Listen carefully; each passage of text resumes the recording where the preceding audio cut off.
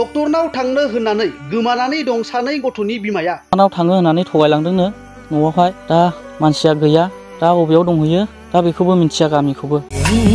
खोथा सानै सानैनो मोदै बोहैयो दाबोनो। फिसाया गुवाहाटीयाव खामानि मावना न' फारसे गिदिंबोफिननायाव नुनो मोनदिया सानै गथ'नि बिमाखौ। दा बिनिफ्राय आं न'आव फैदोंमोन आरो बे फैनाय समावनो बेबो ओइदिनखालिनो थांदों।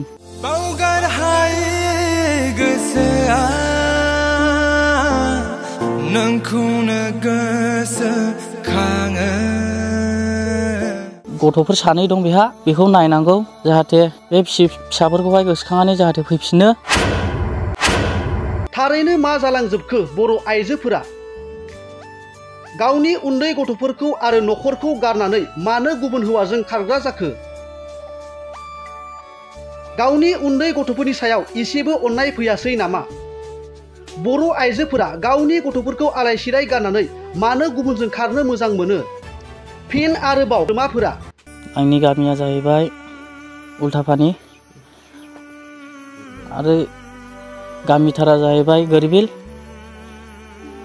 दाखाल थांनाय 29 थारिखनिफ्राय आंनि हिन्जावा खारनानै दं। दा बेखौहाय रायजो राजाफोरनिसिम मिथिहरनाय।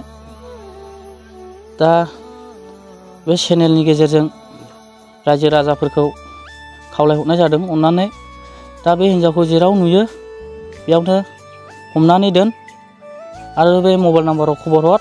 गथ'फोर दंमोन नामा? गथ'फोर सानै दं बेहा बेखौ नायनांगौ जाहाथे बे फिसाफोरखौहाय गोसोखांनानै जाहाथे फैफिनो। बेसे बैसोनि?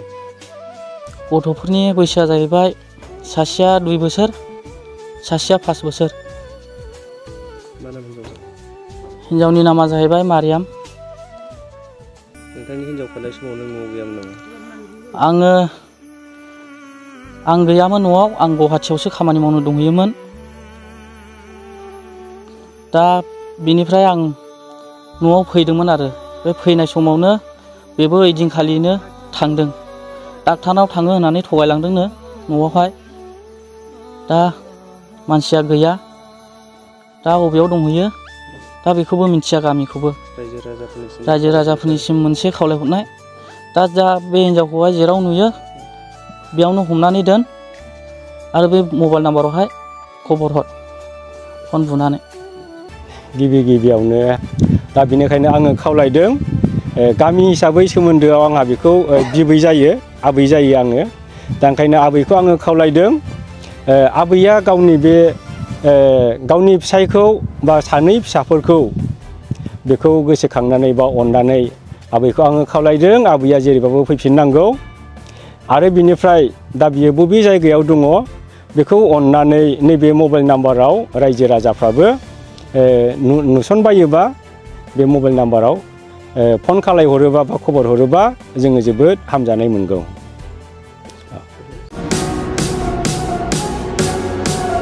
मोनसे गोजोनथाव फोसावथाय बैसागु फोरबोनि रंजाथाय समावनो फरायसा आरो फरायसुलिफोरनि थाखाय बावखुंग्रि फोरबोआ लानानै फैदों मोनसे बादायलायनाय। 11थि बावखुंग्रि खुंफुं आफादा फरायसा आरो फरायसुलिफोरनि थाखाय लानानै फैदों एसे राइटिं कम्पिटिशन। फरायसा फरायसुलिफोरनि थाखाय बैसागु रंजाथाय फोरबोआव बावखुंग्रि फोरबोआ टुरिज्म डेभेलपमेन्ट पटेन्सियेल इन बड'लेण्ड टपिकखौ लानानै बे एसे राइटिं कम्पिटिशनखौ खुंगोन। बे कम्पिटिशनाव जायनो सेथि मासियाव देरहानो हायो बिथाङानो नोगोद 25,000 रां बान्था मोनगोन। बेफोरबादिनो नैथि मासियाव जायनो देरहानो हायो बिथाङानो नोगोद 15,000 रां बान्था मोननो हागोन आरो थामथि मासियाव जायनो देरहानो हायो बेनो 10,000 रां बान्था मोनगोन।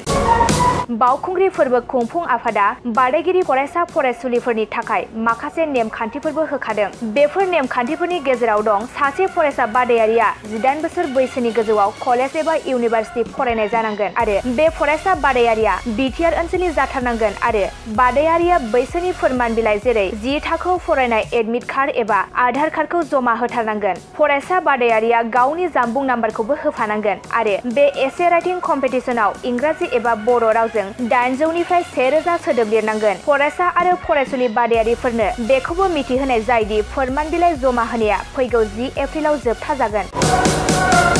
आरो बे एसे राइटिं कम्पिटिशननि फिथाइखौ फैगौ 12 एप्रिलाव फोसावगोन। गोबां बाथ्रा मिथिनो थाखाय 9678278934 9395532495 जानबुं नाम्बारनि गेजेरजों खौरां लाहरनो हागोन।